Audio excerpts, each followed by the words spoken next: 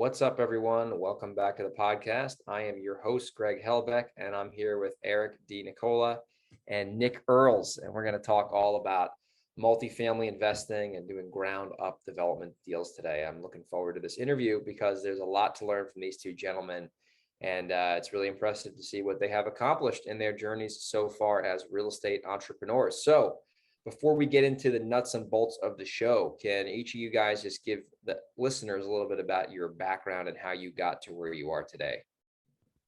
Yeah, thanks, Greg. Thanks for having us on. Actually, Eric and I have been friends for almost 20 years now. We met each other in high school.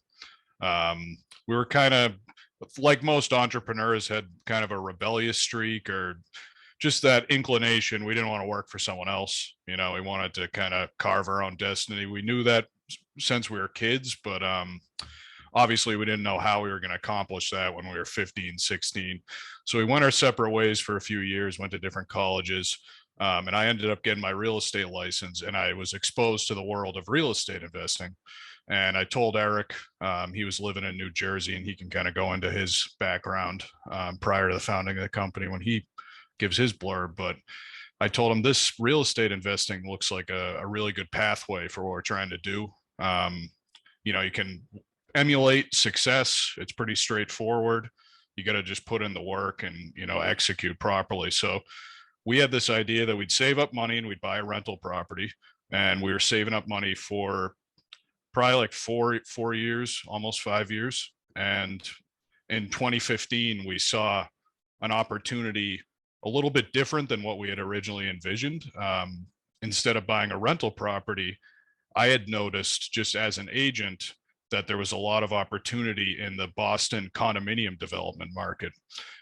Boston is one of the top life science markets in the country. So you have a lot of high income workers the population of Boston has gone up, really exploded over the past 15 years. And a lot of those people are high income. So a lot of them want luxury condominium units where they're homeowners and not renting. You have a lot of luxury rentals in Boston too, but there's a lot of demand for condominiums. On the flip side of that, there's a lot of supply barriers, mostly from the zoning code being restrictive and it being kind of a difficult process to get projects approved. But if you can figure out how to do that, you can make a lot of money. The profit here is very high. It's one of the highest price per square foot markets in the country when you sell these condos. So we started with a small project. It was an existing two-family that we saw on the open market in 2015. It was in an up and coming neighborhood, East Boston. And we added a third unit. You've been to East Boston? Yeah, the airport. Of course. Right? Yep. Been there. And for years, people thought the airport was East Boston's never going to rise. It's not going to be as nice because the airport and the airplanes flying over. And then the past 10 years, the prices have almost tripled in some neighborhoods. Yeah. So it's nice. I like it over there. Yeah, no, and it's transformed a lot. And we've been a small part of that. We've done a couple of our projects in East Boston. That was our first one. And it really kind of got us down this path of development. And now we're doing multifamily development, both rentals, but also the condominiums style projects that have served us very well since founding the company. Cool. I'm excited to dive deep into condo conversions because I have a few friends. We probably know the same people up there who do condo conversions in Boston. And it seems like Boston is the condo conversion market, which is awesome. So I'm excited to unpack that later on in the show. Eric, how did you, how did you get in? Like, you were living in New Jersey. Like, give me your background real quick, and then we'll dive into some strategies. Yeah, so I went to school down there for college. Like Nick said, we've been friends for almost 20 years. We met in high school. Had that plan that we're going to do something. So I went to school to be an engineer, and then I decided, I'm good at math. I like that type of stuff. Numbers, maybe finance though is more my thing. So I went into that instead.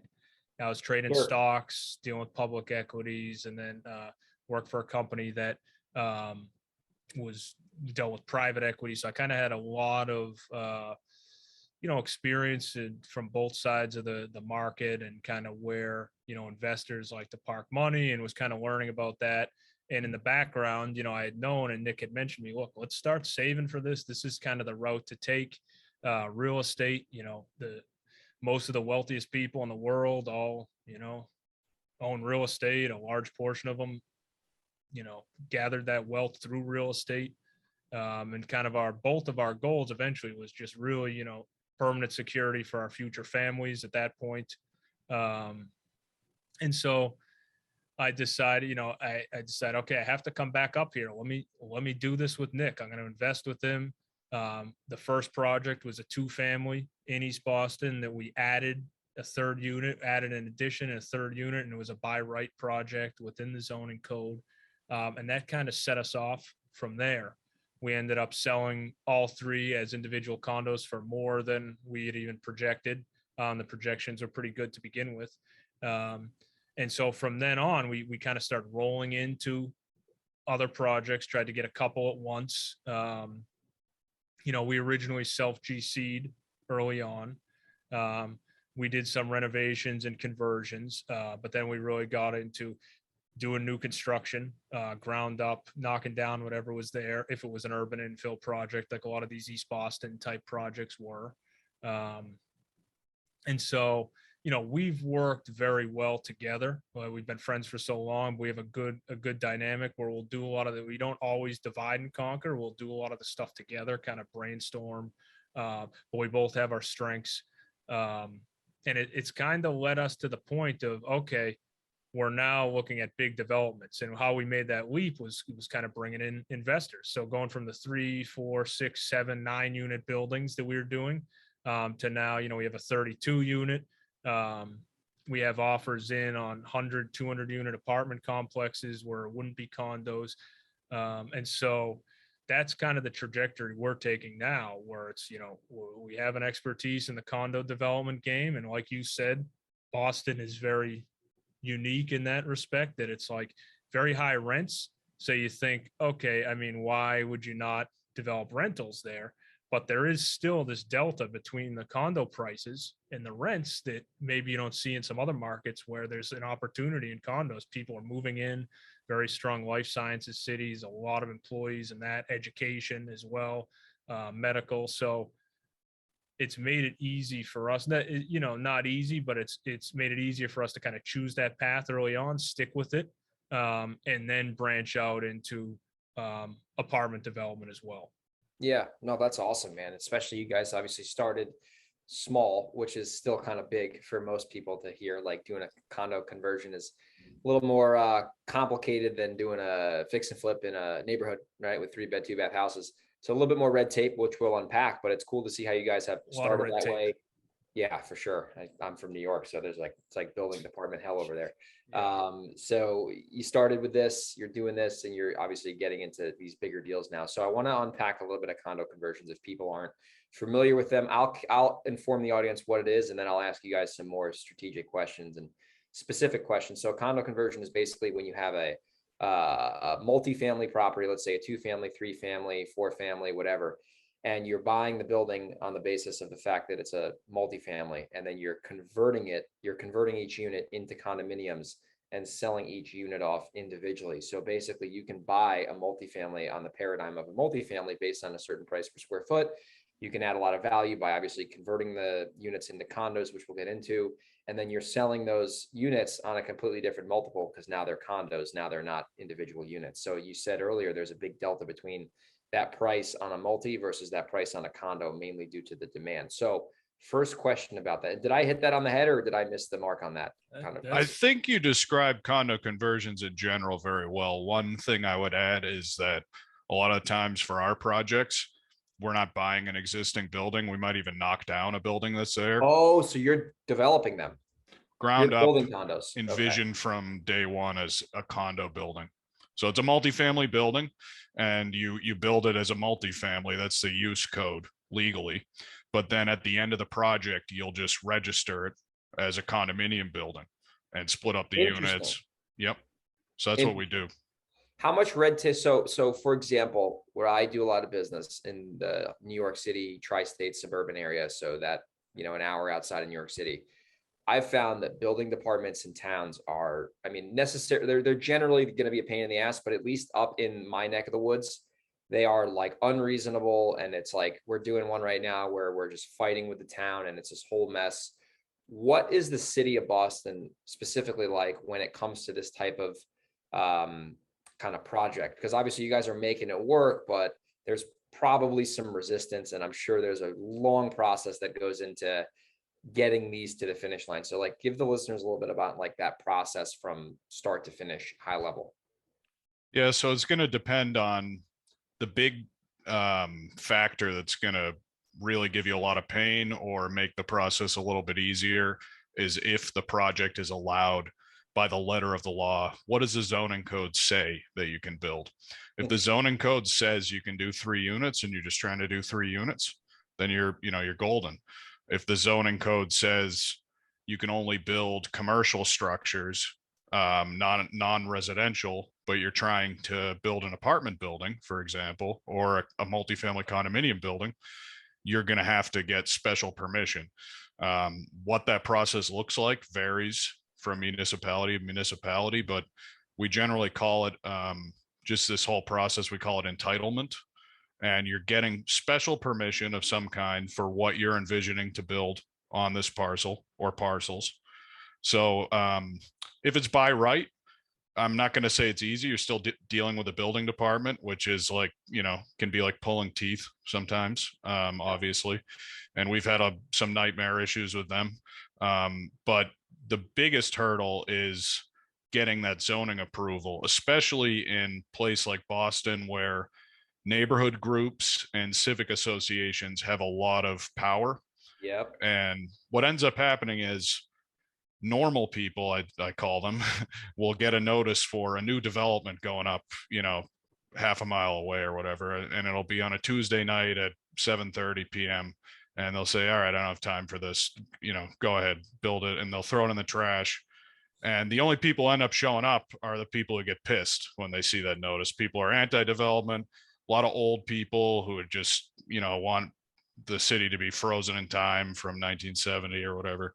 And those people are very, tough to work with. And that's the biggest barrier to entry. You're going to have to go through neighborhood meetings.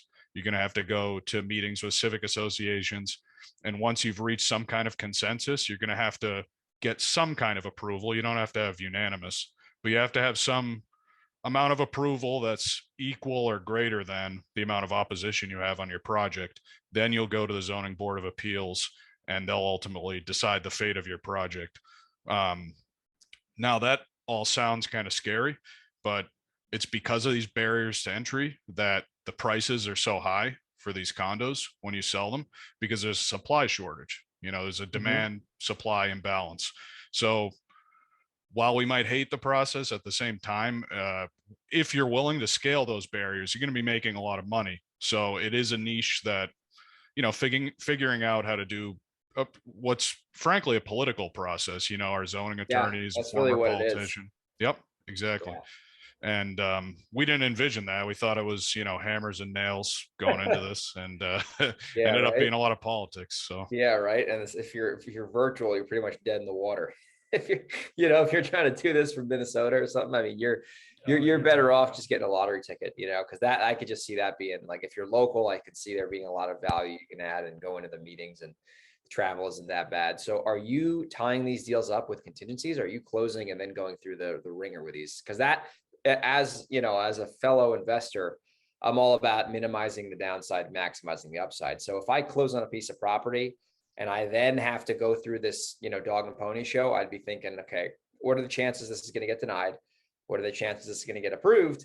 And if this gets denied, what can I do to make this a, viable deal still? So how are you guys approaching like the acquisition when you're going to go through all this resistance with the city? That's a great question, especially someone like you who kind of understands this process. You maybe even in a different city, you understand it. So that's a big component. How do you acquire the property? So we have a few different ways, and I'll kind of list the methods we've done. Ideally is that, full contingencies. Look, we'll put in an offer. We'll pay you more to make it a little more attractive. than if we were just coming with cash. And you have to wait. This is an oversimplification, but we'll put in an offer. We'll pay you more. You have to wait until we have a permit, and then we'll buy it from you. But if you wait to do that, we're going to pay you more.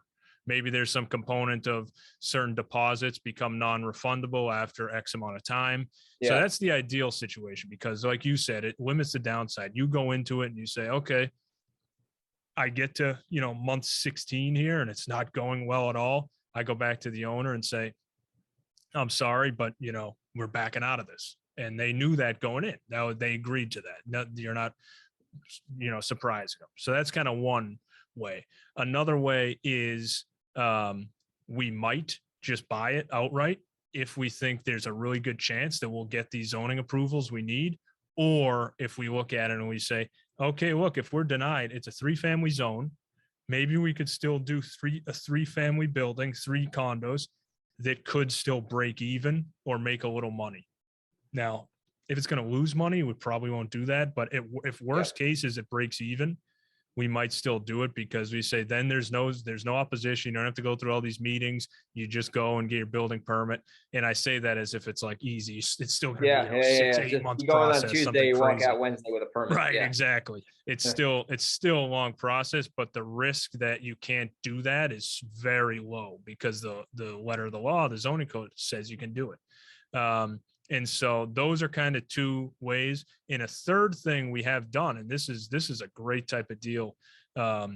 We've locked up a property. We found an off-market deal. We went to the owners. They were in a really favorable zone. So this is kind of goes back to what Nick was saying at the beginning about the zoning code and how it's maybe a little outdated, and some of these people only want certain things and they fight you.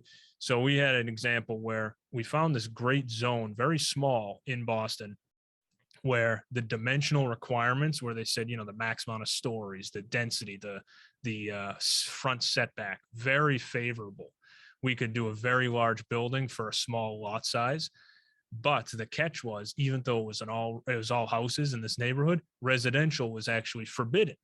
So this is where you get into these kind of grandfathered rules and outdated zoning code where it just doesn't make sense. So we went to an owner of a single family and said, we will buy this from you, but you have to wait till we get it permitted. And if you do, we're going to pay you. I think we almost paid them probably twice what they would have got, maybe even more on the open market, but they weren't planning to sell. We just went to them, but because they were making so much and our numbers made that possible, because if we got approved for, in this case, it was 10 units, we were going to make a lot. It was going to be a successful project. We would, create 10 new housing units. They agreed, and it ended up taking almost like 2 years because the process stretched out and out, but we got approved. And in the end, all these 10 units, all this big building, the only variance we needed in the end was a use variance, because residential was forbidden. So that's kind of a third way. And what we ended up doing there is we got the approvals, and then we sold that to another developer for more than we paid them. So in the end, we didn't even have to put a shovel in the ground, but we entitled a profitable project. So those are kind of the 3 ways we've done it. Just straight up contingency, purchase straight up with, the downside protection, or entitle and sell the entitlement. So you're basically I call that selling the dirt. Yeah. You rehab the dirt and then moved it on to somebody else. And then, they bought it, and they might, at this point, they might already have their permit. This was a few months ago. We actually did this. That's awesome. What do they say? There's a good quote I love. In a gold rush, the smart ones always sell the shovels. They don't dig for gold, right? So I like that. I'm going to start. You guys know how to sell shovels, literally, since there's fun great. development sites. Yeah, I have some friends who do this out in California. So it's similar in San Diego. You have obviously you have a housing crisis in San Diego, and there's a lot of houses that are on big lots that you can now, like, by the way the laws are going out here, you can put as many units sort of as you want on them, like within reason. Obviously you can't build an 85 unit apartment building, but you got to fit in with the surrounding field. Yeah, it's got to logically make sense. There's some stipulations, but it's really cool how you guys are kind of in this niche, barrier to entry, not like a cookie cutter assignment of contract deal, but you're finding a way to make it work, right? You're finding a way to make it work. So I want to transition more now into your larger stuff. So you mentioned in the beginning, you're starting to do some larger multifamily projects. are they all in Boston? Or are you guys doing stuff out of the area? Like, catch me up to speed on what you guys have going on the multifamily side. So our largest project that's ongoing right now is a condominium building. It's a big multifamily condominium building, 32 units in Brighton. So that's a neighborhood of Yeah, I know what that Boston. is. Yep. Oh yeah, I keep forgetting you Yeah. familiar with the area. Yep. But I guess for people who aren't, it's 5 minutes from Harvard and MIT. Um, really up and coming area, but it's always been a strong area for the past, almost 20 years now. Go back to the 80s, it was a little rough, but it's been good for a while, and it's getting stronger. Lots of lab space, life science industry, like I was mentioned earlier, going up in the area. So that's an exciting project for us. We're projecting total sellout will be around 25, 26 million on that one when you combine all the units together. In terms of where we're trying to build, pretty much Eastern Massachusetts is what we're most interested in, again, because of the life science industry. We understand this market, and we know that, as these people are making in the high six figures keep pouring in towards the core urban center, people who are living here before who might be making a decent salary are going to get pushed out because rents and prices keep going up. So whether we're building in Boston or building in the satellite cities, as we call them, kind of the outlying cities, which there are a lot in Massachusetts. What are the satellite cities? So if people aren't familiar, like local satellite cities, or like, New York, Chicago, like what do you? Local ones. So I call them satellites, like they're in orbit around the main city. They kind of branch off that economy. Okay. Yeah. So Lowell is one of them. Okay. Yeah. UMass Lowell. They got a big college up there. Yep. We're looking at a big deal. We actually submitted a big deal, an offer on a big deal in Haverhill. Okay. A lot of them are former manufacturing hubs who kind of the economy bottomed out on them in the early 1900s, and then they went through a rough couple decades. And now, because of the forces that I was mentioning, where you got all these high income people coming into the city, more and more people who, our parents' generation would say, oh, you're in Lowell, but then people our age, in their late 20s and early 30s, they'll live in a nice new building in these towns, and the crime rate is like gone down by like 100% in a lot of these towns. So they've gone a lot nicer, and we expect them to continue to grow because Boston is just becoming so unaffordable for normal people. Yeah. So you're not doing business in like Worcester, Springfield. That's too far out of your zone, right? That's like an hour and a half west. Worcester we would consider. No further than Worcester though. Yeah. Okay. For people not familiar, because I did live in that area for a little bit. Worcester is kind of like an hour west of Boston on 90. So it's like kind of right at the edge of where a commuter would probably want to be living, but you're not like Springfield's another like 45 minutes past that west. So that's almost that's more towards the New York border. So, Massachusetts isn't a big state, but it's not like Rhode Island where you can get from tip to tip in like 20 minutes. Right. So there's definitely those submarkets there. You got, Framingham and all that. You got the Cape. So it's kind of like New Jersey. Absolutely. Like you think it's like you live in Jersey. It's like, yeah, you got Bergen County, like New York City area. And then you got like Cape May, which is like Philadelphia. And Jersey's like kind of a small state. But if you think about it like that, it's a lot bigger than people actually think. And obviously Massachusetts is very densely populated. So you're doing that. What do you guys do on the capital side? I mean, you mentioned earlier you're raising money. So if anyone is interested in, at the end of the show, we'll share your contact information if they want to consider investing with you guys. How do you structure your investments with, are you doing syndications? Like walk me through your investment structure with your investors on how you're funding these deals. Sure. It's typically, deal to deal. The condo investments are a little unique compared to, like an apartment investment where there's going to be regular cash flow. You know what I mean? And an apartment syndication, development wise, you're going to be in a similar place because you're building something that doesn't exist yet. It's not going to have cash flow for a bit. So what we do with our condo projects, we kind of have a higher return, a little bit higher than what you'd see with a typical real estate investment, typical syndication, because of that factor where, the investors will invest at the beginning. And then if it takes us, a year to get it entitled, maybe even 2, we kind of give them these projections at the beginning, but it might be a 2-3 year process before you see your return, because we have to sell the units. And we of course don't need to sell all of them, hopefully, to get our money back and start making a profit. Your goal is, you sell, if you're building 30, you hope that you're kind of breaking even around unit 22, 23, and then the rest is kind of profit. So you'd be paying off the loan. Then next would be investors. And as far as their principal, then their profit, and then whatever's left kind of goes to our firm. That's a very basic overview of it. So we have a couple options that we do for our projects. Again, it's always project dependent. If we see, okay, this is going to take 18 months to construct, it's going to take 18 months to entitle, we go in and we say, we'll give you a preferred rate of return over that entire time frame. And so once you hit that at the end, it will be via a balloon payment. Our company will encapsulate the rest. So investors always come first.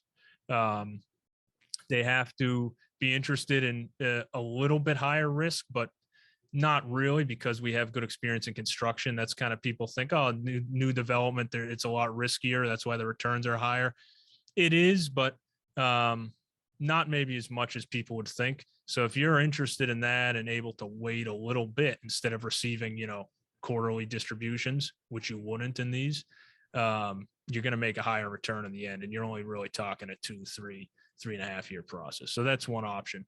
And then another thing we do is we do have a fund where we do give out distributions. So those will be quarterly, and they'll be at a lower lower annual percentage rate, but it gives a little bit of flexibility. So if an investor says, I like what you guys are doing, I like the idea of maybe my capital going into multiple projects rather than one, going into maybe an apartment building, a condo building, a rental, and a pre-existing rental. And I want maybe, 12, 13, 14% annualized, which we can give out on that fund. That's, for another type of investor. So we kind of have those two things: the balloon payment option at a decent preferred rate, project dependent, and then the annualized lower rate, but quarterly distributions. And that money would go towards, multiple projects. Yeah, that makes sense. And it's smart. You have a couple different investment options for people, so they can pretty much pick and choose what they think is most beneficial for them, so it's nice that you're not just like rigid, like, hey, this is what we can offer, and that's it. You have two ways to skin the cat here, because you have obviously a couple different ways you guys are monetizing your real estate investments. So as we start to wrap the show up, I want to ask you guys a couple just rapid fire questions, not real estate related, more success habit related. So you guys obviously are very smart, educated people. What books have you both found very helpful on your journey as entrepreneurs? Because as you know, probably as well as everyone, there are some dark freaking days in this business. There's some drama, right? It can get a little hairy sometimes. So what books have you both found to be helpful as you process problems as an entrepreneur? Yeah, I guess my top 3 would be the one I keep coming back to, and I think about almost every day, is Persuasion by Robert Cialdini. Yeah, it's just, for me, I was kind of, growing up, I was like an introverted kid, and I wasn't shy or anything, but like that really helps you understand, like, especially in business, when you're dealing with people, not try to manipulate people, but just get what you want and understand, hey, if I say this might make their brain react this way. And there's so much subconscious like priming with numbers and all these different things that we're not even aware how our brains are kind of calculating the words people are saying to us. Yeah. And that book allows you, A, to protect yourself and realize, like, oh, wait a second, am I like just thinking kind of illogically here? And B, to be careful about how you present and logical about how you present things to other people. Another one I really like is Principles by Ray Dalio. Love that book. One of my favorites, man. Me too. Just a lot of times you'll be reading that and you'll say, yeah, that makes sense. And it's like stuff you've kind of already thought of before, but he really kind of codifies it into a whole system. And then the third one, Eric really likes this one as well, is The Daily Stoic. It's a Stoicism book where you just read it every day. They'll have a passage from Stoicism. Stoicism's become really popular lately. I got into it years ago because I like history, Roman history, and that's, it's been around for 2,000 years plus for a reason. It really helps you on those tough days, get through it. Ryan Holiday, right? That's Ryan Holiday book. Yep. Yeah. Ryan Holiday. big thing I love from stoicism is focus on things you have control over, man. That will never go away as long as the earth keeps spinning around, because in the development business, in the real estate business, there are so many things that are outside of your control. And I say this to my team literally every day: focus on what you have control over. What's the next action step? How do we move the ball? I call it 10 inches down the goal line. Like, we're not going to score a touchdown today, but we can move the ball 10 inches down the goal line. So hopefully in a couple of weeks we have a touchdown. And it's always good to be reminded. One of my mentors always says, we have to often be more reminded than taught, right? Because a lot of the things we've heard before, we need to be reminded those things. That. Exactly. Marcus Aurelius has a very similar quote in Stoicism that you got to keep practicing it. You're never going to absorb it fully. It's like taking a shower. Just because you showered today doesn't mean you don't need to take a shower for the rest of the week, hopefully. So it's like reading and working out, working on your communication skills. It's stuff that you're going to have to be doing forever, right? Or else it's just going to atrophy like a muscle. So great choices. I've read all three of those. Well, no, Daily Stoic, I don't think I've read it cover to cover, but it's not really a cover to cover book. I think I have it on my shelf. It's like a daily thing. Yep. Yeah, it's a continuous thing. That's awesome. So Eric, any books you got, or did you pretty much we're going to say the same things Nick said, which is totally no, cool. I would say two of them. So I don't want to steal both his, but I won't say the Daily Stoic because that's its own animal. I'll take that out. I will say the Cialdini book, Persuasion. And then I would put my two personal favorite books for business and life and kind of, motivation, both by Napoleon Hill, Think and Grow Rich, and How to Win Friends and Influence People. Great book. And I think those, timeless at this point. They're just the principles. I've definitely read both of them multiple times at this point. Those are awesome books. Think and Grow Rich. I remember reading it for the first time, and I was like blown away with what was inside that book, and I had to process it. And that's a book that I continue to read or listen to annually, right? Because it's like, I think that's a great book too, because at certain points in your life, it'll hit you differently, right? Like maybe one chapter makes sense. That's true. Absolutely. Yeah. And then a couple of years later, you have that different chapter. It's like, oh man, that makes so much sense. Like if you take everything that all these success gurus talk about, you can probably find it in Think and Grow Rich if you really want to be, if you really want to get to the truth. It's funny you're saying that. And it's like, then we're talking about the Daily Stoic and how that's just a daily thing. And it is that even though that's not necessarily like you read it cover to cover, you look at it daily, the principles of that you can see funnel through to those two books. You can see all these successful guys doing this, having that mentality. What you said was control what you can control, and you just keep kind of moving forward. You think we're in this area in New England, obviously. So Bill Belichick, all we've heard for 20 years, the Patriots coach, is just control what you can control. And this mindset that's never changed. And we see it, on TV, on the football field, just a game. Yeah. But you see the success that produced, Unbelievable. All the greats. Yeah. Bill Belichick, Nick Saban with Alabama. They all know the principles. They know Don't worry about the noise. They know how to get to the root, man. They know where the source code is. So last question, which is not real estate or success, well, sort of success related. Are you guys like massive Tom Brady fans? If so, what are your thoughts on that Bucks move for a year or 2 years? And then also, what are your thoughts on retirement? I got to bring this up since you guys are from Boston. I'm sorry. Absolutely. Eric is a huge football fan, way more than me. But come on, I love Tom Brady. I love Tom Brady too. My old dog used to be named Brady before the dog passed. Really? That's funny. Yep. I think there's probably a lot of people up here who have that. I think every other house. Yeah. I don't think anyone in New England turned on him when he left. Everyone loved him and wish him a happy retirement. Maybe he'll come out of retirement, man. Well, he's got the TB12. I hope he does well with that business. It seems like it's going. And now there's a rumor out there that he wants to sign with the 49ers. They trade away Jimmy G. He would sign. That's where he grew up. That was the team he was a fan of for 1 year. And they're really close. I hope he doesn't. I don't think he needs to do that at this point. But it is what it is. Yeah. In my wedding, Nick had a funny best man speech, and in the thing he was saying, we, there was this other person, and then I was figuring, who's this other person? And then in the end, it was about Tom Brady. It was a very funny joke. So we definitely in my house love Tom Brady. I'll tell you what, I'm on Google right now I'm seeing this huge headline: Tom Brady rumored to return to NFL with the San Francisco 49ers. That would get crazy. It would be nuts. I don't think he should do it, but whatever. He said 45 his whole career, at least for the last 15 years. So he's got one more year in him if he wants to do that.